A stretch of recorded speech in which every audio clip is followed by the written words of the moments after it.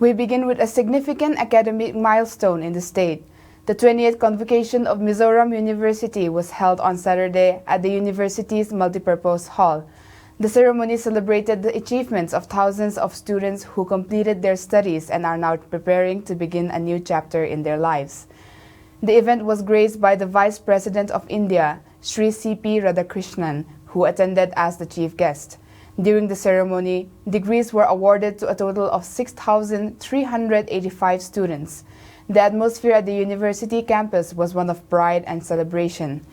Students, teachers, parents, and dignitaries gathered to witness the important moment when years of hard work finally turned into academic success. In his address, the Vice President congratulated the graduating students and praised Mizoram University for its progress. He described the campus as one of the finest in the northeastern region and said the institution has become an important center of learning. But his message to the student went beyond congratulations. He reminded them that a degree is not simply a certificate that marks the end of education. Instead, he said it should be seen as a certificate of new beginnings. According to him, graduation is not the finish line. It is the starting point of responsibility, innovation, and service to society. The Vice President also spoke about the importance of peace and stability in the development of any region. In his context, he referred to the Mizoram Peace Accord of 1986. He described it as one of the most successful peace agreements in the history of India. The agreement ended years of conflict in the state and opened the doors for progress and development. He said the success of the peace accord shows that even difficult conflicts can be resolved through dialogue, understanding, and cooperation. The Vice President also highlighted the growing importance of the northeastern region in India's development. He said that under the leadership of Prime Minister Narendra Modi, the region has gained new attention and investment. Government policies have focused on strengthening infrastructure, connectivity, and economic growth. In particular, he mentioned the Act East policy, which aims to connect India more closely with Southeast Asian countries. According to him, the Northeast is a key gateway in this vision. He pointed to the Bhairabi-Sairang railway line as an important milestone. Once completed, the project will connect Mizoram to the national railway network and improve transportation, trade, and travel. Addressing the young graduates directly, the Vice President encouraged them to think beyond traditional career paths. He urged them not only to search for jobs, but to become job creators. He said India needs young innovators who can start businesses, create opportunities, and contribute to the country's economic growth. He also spoke about the national vision of Viksit Bharat 2047. This vision aims to transform India into a developed nation by the year 2047, when the country marks 100 years of independence. According to him, today's students will play a crucial role in achieving that goal. Several other dignitaries also addressed the gathering. The Governor of Mizoram and Chief Rector of Mizoram University, General Dr. V.K. Singh, who is retired from the Indian Army, praised the university for its academic achievements. He noted that the institution recently secured a NAC A+ grade, which reflects the quality of education, research, and campus facilities.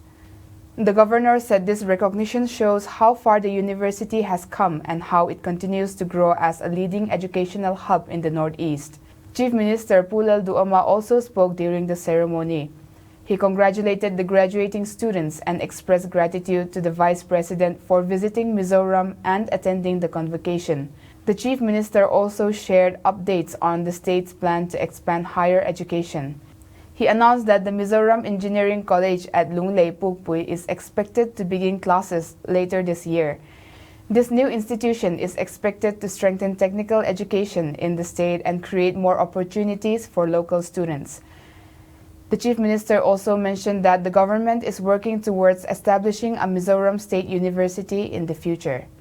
The convocation also highlighted the scale of academic achievement this year. Out of the 6,385 graduates, 1,113 students attended the ceremony in person. Among the graduates, 147 students received a Doctor of Philosophy degrees. 3 students received Master of Philosophy degrees. 486 students received master's degree, while 137 students were awarded professional master's degrees. In addition, 121 students received bachelor's degrees and 174 received professional bachelor's degrees. The ceremony also recognized outstanding academic performers. A total of 43 students received gold medals for excellence in their respective fields. 2 students were awarded special book prizes for their achievements. The convocation marked an important day not only for the students but also for Mizoram University as it continues to grow and shape the future of education in the region. Now we move to another important development related to fuel and cooking gas supply. Amidst ongoing tensions in the Middle East, concerns have been raised across the country about possible disruption in fuel and LPG availability. In Mizoram, the Minister of Food, Civil Supplies and Consumer Affairs, Pubilal Sanzova, addressed these concerns and assured the public that there is no current immediate shortage. He explained that as of Saturday, the state government has not received any official notification from the central government or from Indian Oil Corporation regarding any restrictions on fuel supply. However, the minister urged the public to use fuel and cooking gas carefully and avoid unnecessary consumption. He said that while there is no cause for panic, responsible usage will help ensure that supply remains stable. At the national level, the Ministry of Petroleum and Natural Gas has already taken steps to strengthen domestic LPG production. Oil companies have been directed to prioritize the production of domestic LPG. In practical terms, this means that propane and butane, which were previously used for certain industrial purposes, will now be redirected towards LPG production. This move is expected to support the supply chains of major public sector oil companies, including Indian Oil Corporation, Bharat Petroleum and Hindustan Petroleum. Meanwhile, there has been a recent increase in LPG prices. Domestic cylinders have been increased by Rs 60, while commercial cylinders have gone up by Rs 114.50. Despite the price hike, the government has confirmed that the Rs 300 subsidy under the PMUY will continue. This scheme supports low-income households by reducing the cost of cooking gas. At the same time, petrol and diesel prices have not been changed for now. The government continues to monitor the global situation closely. Next, we turn to the ongoing Mizoram Legislative Assembly. During the Assembly budget session, a private member resolution concerning alleged corruption in a land purchase at Lengpui was taken up for discussion. The resolution was moved by opposition MLA Dr. Arlal Thangliana, who represents the Dampa constituency. The issue relates to land that was purchased by the Indian Air Force near Lengpui Airport. Questions have been raised about possible legal violations and irregularities during the land acquisition process.